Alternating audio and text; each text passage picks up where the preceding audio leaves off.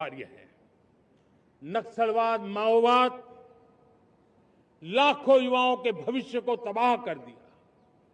अनेक माताओं के दूधमल नौजवानों को छीन लिया, बर्बाद कर दिया। हर मां बाप के सपनों को चूर चूर कर दिया।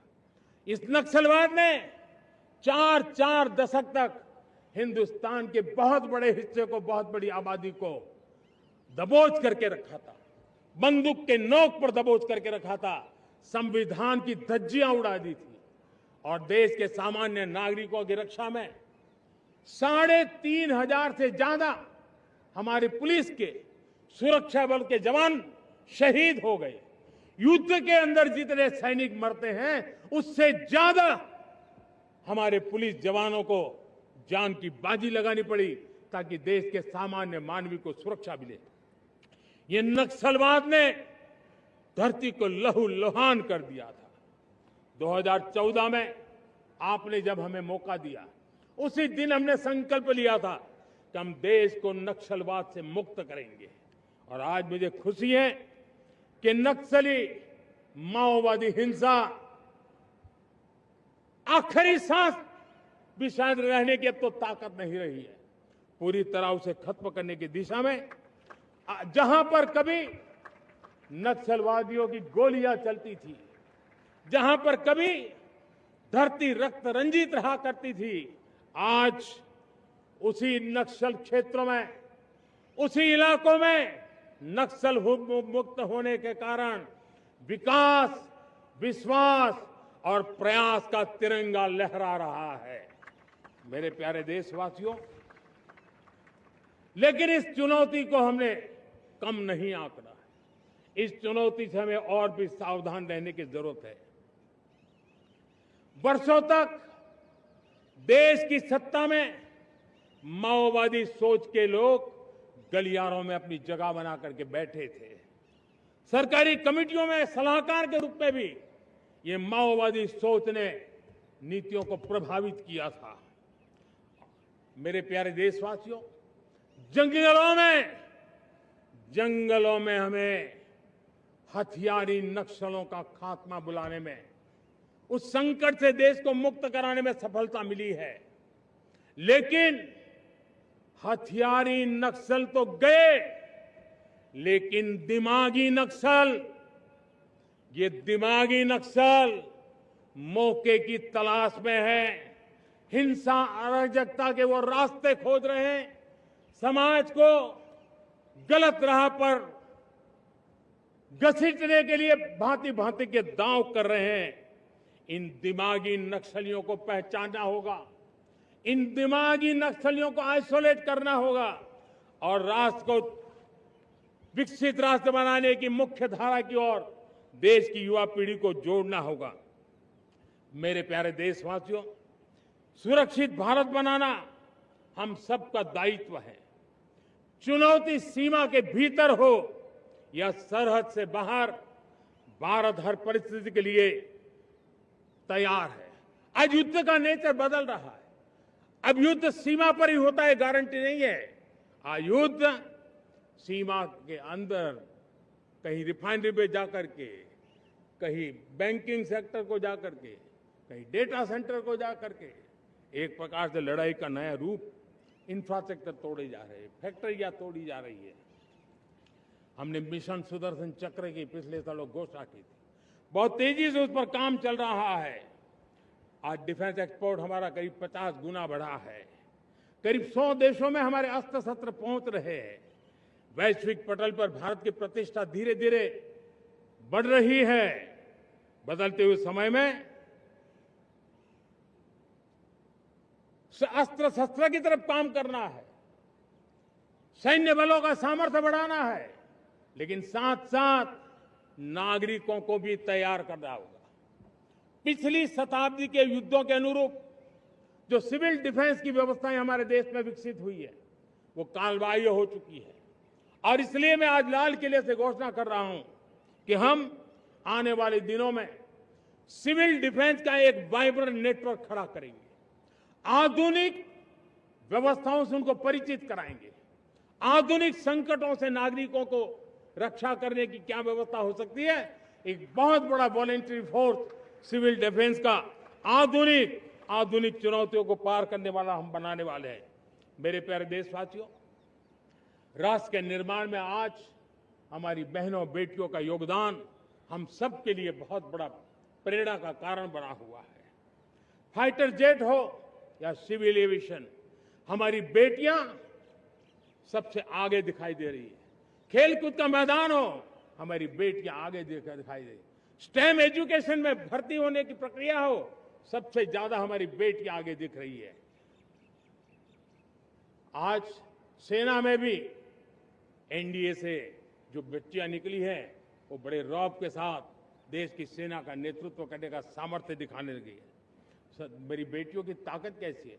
मैं पिछले दिनों साणंद में एक सेमीकंडक्टर प्लांट में गया।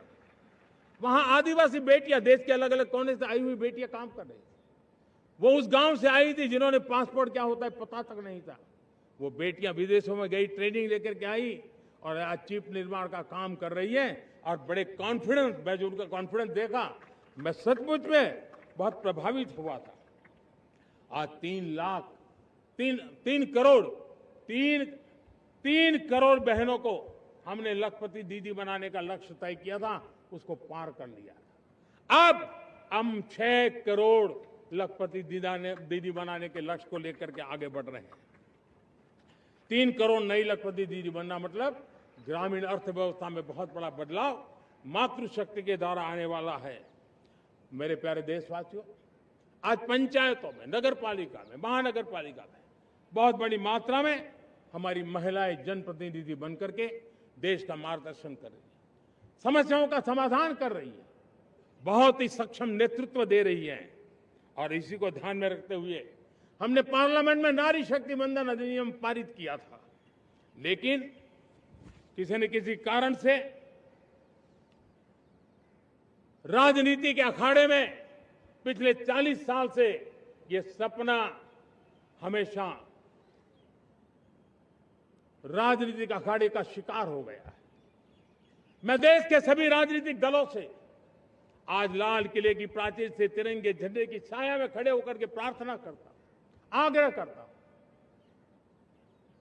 आइए उन महिलाओं के सामर्थ्य के पुजारी बनिए, उन महिलाओं के सम्मान में आगे आइए और जल्द से जल्द हमारी माताओं बहनों को 33% विधानसभा और लोकसभा में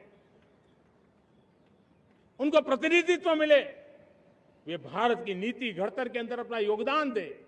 समय की मांग है और मैं सभी राजनीतिक दलों से फिर से आग्रह करता हूं, आइए महिला आरक्षण लागू करके महिला सम्मान में आप भी जुड़िए, आप भी यश लीजिए, आप भी क्रेडिट लीजिए, लेकिन मेरी माताओं बहनों को हक दीजिए।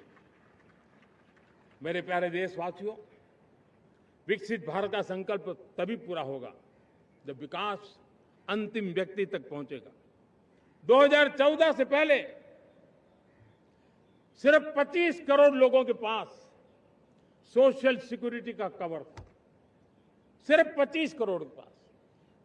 साथियों, पिछले 5-7 दशक में सिर्फ 25 करोड़, हमने एक दशक के भीतर 100 करोड़ देशवासियों को सोशल सिक्योरिटी का कवच दिया है।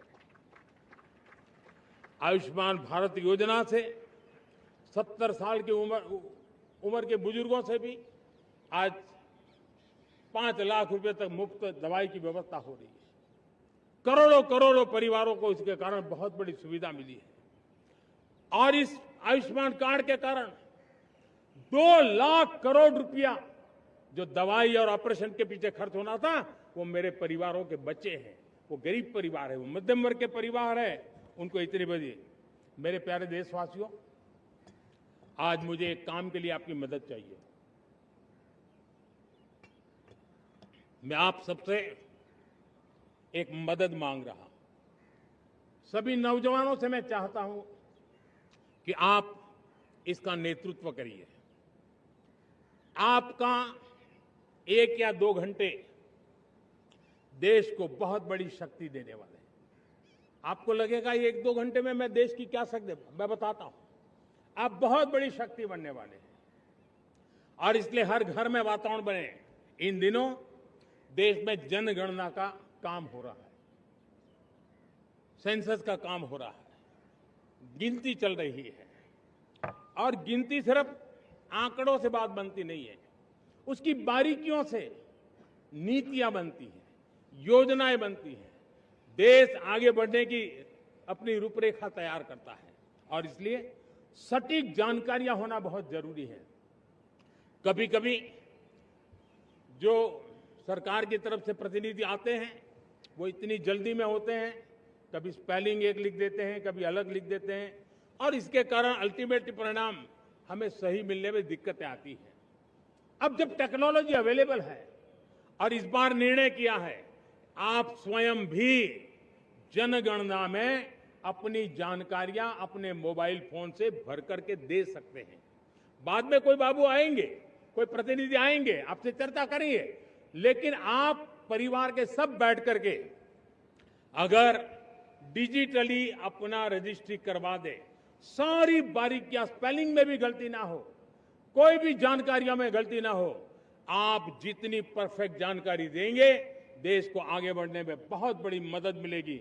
और इसलिए मैं देश के नौजवानों को कहता हूं कि आप अपने परिवार के लोगों को बिठा करके पूरे फॉर्म को समझिए, पहले कागज पे फॉर्म को भर दीजिए, कोई गलती है तो करेक्ट कर लीजिए, और फिर टेक्नोलॉजिकली उसको डिजिटली इसको अपलोड कर दीजिए। आप देखिए इतना बड़ा काम देश कर लेगा और देश का समय और शक्ति सही काम के लिए उपयोग आएगा। और इसलिए मेरे देश के नौजवानों को जनगणना के इस काम में सक्रियता से जुड़ने के लिए मैं आग्रह करता हूं। मेरे प्यारे देशवासियों, मैंने लाल किले से पंच प्राण की बात कही थी। इस पंच प्राण ने देश को अपने आत्मगौरव की ओर लेकर के आगे बढ़ने का, लक्ष्यों को पार करने के सामर्थ्य के साथ आगे बढ़ने का एक बहुत बड़ा संबल दिया है। हमें गुलामी की मानसिकता हर पल मिटाते ही रहना है। जिस भारत का सपना नेताजी सुभाष चंद्र बोस ने देखा था, बाबा साहब आंबेडकर ने देखा था, पंडित नेहरू ने देखा था, सरदार पटेल, भगत सिंह, सुखदेव राजगुरु ने देखा था, डॉक्टर श्यामा प्रसाद मुखर्जी ने देखा था, भगवान बिरसा